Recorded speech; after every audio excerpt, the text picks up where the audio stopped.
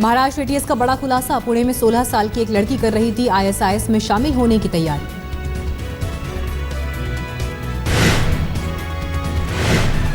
चार महीने से आईएसआईएस के प्रोपेगेंडा को कर रही थी ट्रैक। कॉन्वेंट स्कूल में पढ़ी है लड़की, अच्छे परिवार से रखती है ताल्लुक।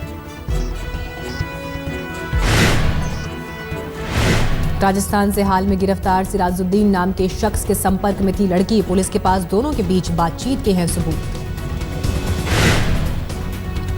सूत्रों के मुताबिक आईएसआईएस ने लड़की को दिया था सीरिया आने का न्योता। अगले साल सीरिया जाने की थी योजना।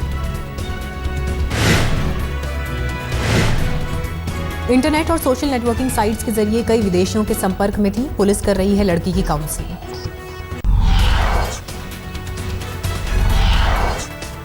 पीएम आवास पर मोदी ने सभी मंत्रियों के साथ बैठक कर दी नसीहत। कहा संसद न चले तब भी अपने काम पर करें फोकस। कार्यकर्ताओं से जुड़े रहने और सोशल मीडिया के इस्तेमाल की भी दी हिदायत। कच्छ के रण में डीजीपी कॉन्फ्रेंस की तैयारियां पूरी। आज से 20 दिसंबर तक चलेगी कॉन्फ्रेंस। पीएम भी लेंगे हिस्सा। दोपहर करीब 2 बजे कच्छ पहुंचेंगे मोदी। इस कॉन्फ्रेंस में प्रधानमंत्री वरिष्ठ पुलिस अधिकारियों के लिए योगा सत्र का भी कर सकते हैं नेतृत्व। डीडीसीए और संसद में रणनीति को लेकर कांग्रेस की बैठक। सुबह 10 बजे होनी है बैठक। डीडीसीए और दूसरे अहम मुद्दों पर सरकार के वरिष्ठ मंत्री भी करेंगे बैठक। संसद भवन में होगी बैठक। बीजेपी सांसद कीर्ति आजाद करेंगे डीडीसीए में भ्रष्टाचार का खुलासा। आज तक से बातचीत में कहा रविवार को करूंगा प्रेस कॉन्फ्रेंस। आजाद का दावा, केजरीवाल ने जो बातें सामने रखी वो 15% हैं। उनके पास है भ्रष्टाचार का पूरा कच्चा चिट्ठा। जेटली को लेकर दिए बयान पर बीजेपी महासचिव रामलाल ने की कीर्ति आजाद से मुलाकात। 30 मिनट तक चली बातचीत।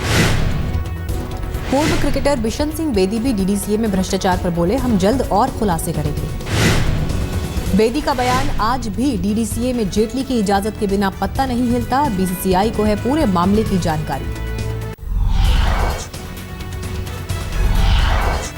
डीडीसीए में भ्रष्टाचार के आरोपों पर आमने सामने आम आदमी पार्टी और बीजेपी खुद जवाब देने आगे आई जेटली। आज तक से कहा अभिव्यक्ति की आजादी का मतलब झूठ बोलना नहीं। वित्त मंत्री अरुण जेटली ने कहा डीडीसीए में अनियमितता हुई लेकिन घोटाला नहीं। वित्त मंत्री जेटली ने ब्लॉग पर लिखा, जांच में मेरे खिलाफ नहीं मिला कोई सबूत। लिखा, बेबुनियाद आरोपों का जवाब देना आज जरूरी लगा। केजरीवाल ने किया ट्वीट, या तो इस्तीफा दें या स्वतंत्र जांच के लिए पद से हटाएं। ऐसे इनकार की तर्ज पर क्या छूट जाएंगे 2G के आरोपी। आप नेता संजय सिंह ने कहा पार्टी ने सबूतों के साथ की थी प्रेस कॉन्फ्रेंस। स्टेडियम निर्माण में 90 करोड़ का घोटाला, जेटली से मांगा जवाब।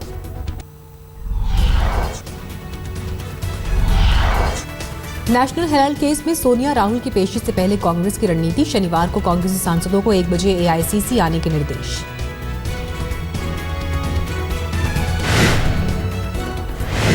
हेराल्ड केस में बगैर तामझाम के कोर्ट जाएंगे सोनिया और राहुल। मुख्यमंत्रियों को भी दिल्ली न आने की हिदायत। संसद में अरुणाचल मुद्दे पर कांग्रेस और आक्रामक रणनीति अपनाएगी। संसद में आज फिर हंगामे के आसार।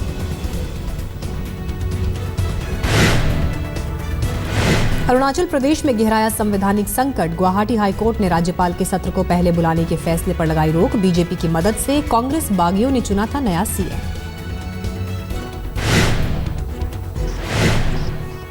रेवा खेत्रपाल ने दिल्ली के लोकायुक्त के रूप में ली पद और गोपनीयता की शपथ। उपराज्यपाल नजीब जंग के आवास पर समारोह।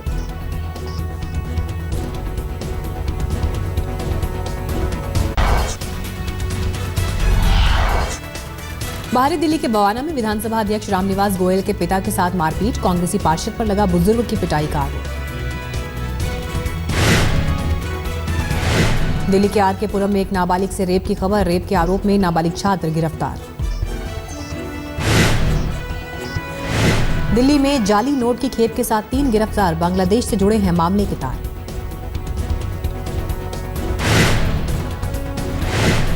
दिल्ली के आईजीआई एयरपोर्ट पर पकड़ी गई 10 करोड़ की ड्रग्स। एक विदेशी नागरिक भी गिरफ्तार।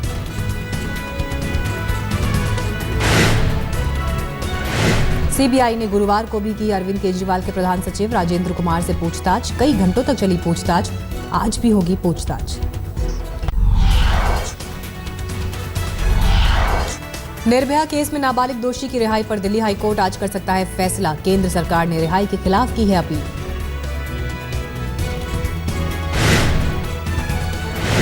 दस साल पुरानी डीजल गाड़ियों पर बैन के एनजीटी के फैसले के खिलाफ हाईकोर्ट में याचिका। दिल्ली के ट्रांसपोर्टर्स ने दायर की है याचिका। अलकायदा के 2 आतंकियों की कोर्ट में पेशी। 14 दिन के रिमांड में 2 को भेजा गया।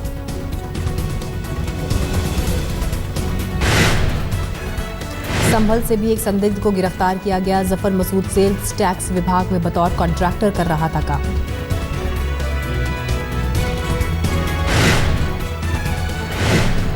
श्रीनगर में सीआरपीएफ के बंकर के करीब ग्रेनेड धमाका। 2 गाड़ियों को हुआ नुकसान।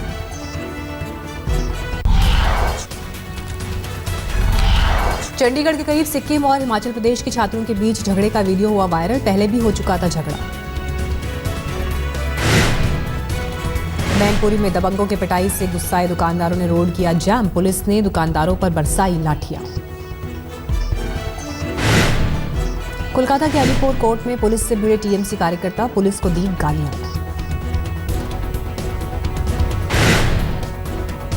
जोधपुर के श्रीराम इंटरनेशनल होटल में भिड़े बीजेपी कार्यकर्ता और निगम कर्मचारी। निगम आयुक्त हरि सिंह को जड़ा चांटा। लीज की बकाया 70 लाख रुपए की वसूली के दौरान हंगामा।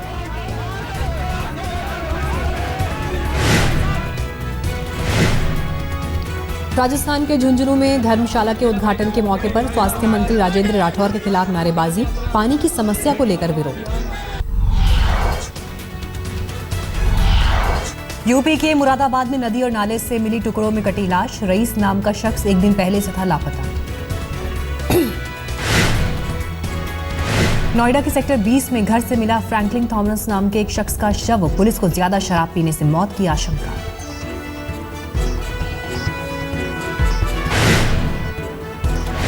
वर्सोवा घाटों पर मेट्रो का किराया बढ़ाने पर बॉम्बे हाईकोर्ट ने 29 जनवरी तक लगाया स्टे।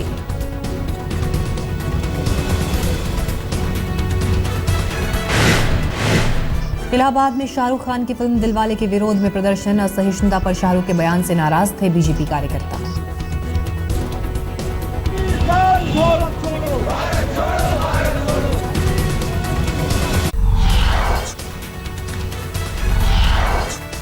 दमिश्क में सैनिक हवाई अड्डे पर कब्जे के लिए संघर्ष। विद्रोहियों और सरकारी सैनिकों के बीच भारी गोलीबारी।